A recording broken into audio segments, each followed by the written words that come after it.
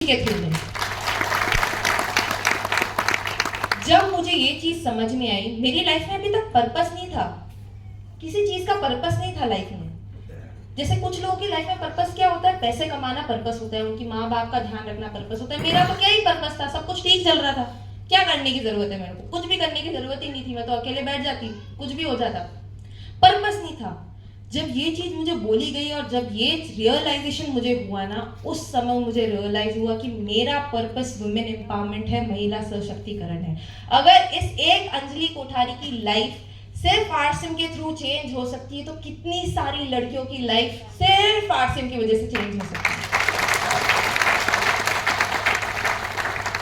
जब मुझे ये चीज समझ में आई, मैंने रियलाइज किया कि अगर मैं अब काम करना चाहती हूँ तो इन सब चीज़ों के लिए, इन 3 रीजंस के लिए, जो 3 रीजंस है ना, इनके लिए आरसीएम में काम करना चाहती हूँ। और भी रीजंस हैं मेरे आरसीएम करने के बहुत सारे रीजंस हैं जिससे आप भी रिलेट कर पाएंगे।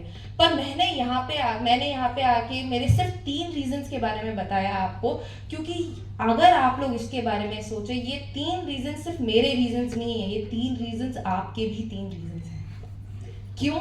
क्योंकि सबकी नौकरी सबको परेशान करती है, सबका बॉस सबको परेशान करता है, सबकी नौकरियां सबके हाथ से जाने वाली है, और सबकी लाइफ में एक ऐसी लड़की है जिनको वो एम्पावर करना चाहते हैं। तो मैंने आपको मेरी स्टोरी नहीं बताई, मैं कब से आपको आपकी खुद की स्टोरी सुना रही थी, सब लोगों की स्टोरी। इसलिए मैं अगर मेरे को अपॉर्चुनिटी मिलती है, मैं तुरंत से आती हूँ स्टेज पे और मैं अपनी कहानी बताने चालू कर देती हूँ।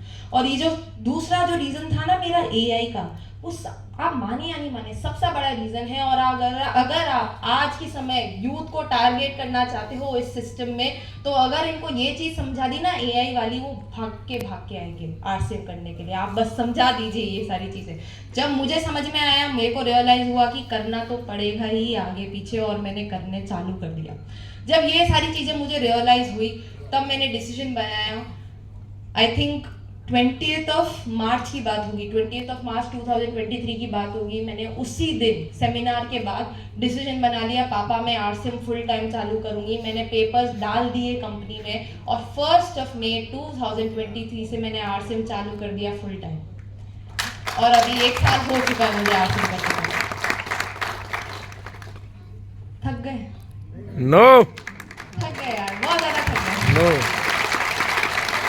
देखें क्या होता है ना, अभी तो जैसे मेरी शुरुआत ही, मेरे करियर की भी जो शुरुआत ही है आरसीएम में, तो फिर भी क्या है ना, अब मैं हूँ तो मेरे पापा की बेटी, अब मैं स्टेज पे आती हूँ तो मेरे को भी बोलने की उल्टी आती है, ऐसे बोलना बड़ा अच्छा लगता है। तो पर मुझे पता है आप लोग मुकेश कोठारी को सुनने आए हैं, हम लोग मुकेश कोठारी को बुलाएंगे, पर उससे पहले आप सब लोगों को क्या करना है? हंसना है। हंसो सब लोग, एक बार लास्ट बार हंस दो यार प्लीज, मेरे लिए हंस दो एक बार। जान ही नहीं है वहां, चलो ठीक है, कोई बात नहीं। थैंक यू सो मच, आपने मुझे सुना। आई होप ये जो मेरे 3 रीजंस है, आप लोग भी रिलेट कर पाए इन 3 रीजन से। और आगे अगर फ्यूचर में किसी को भी सिस्टम के बारे में बताना चाहेंगे, इस बिजनेस के बारे में बताना चाहेंगे, तो शायद ये जो मेरे रीजंस है 3 रीजंस, वो उनके भी 3 रीजंस बन जाएंगे। Thank you so much. मैं पापा को फिर से इनवाइट करती हूँ। जय आरसीएम।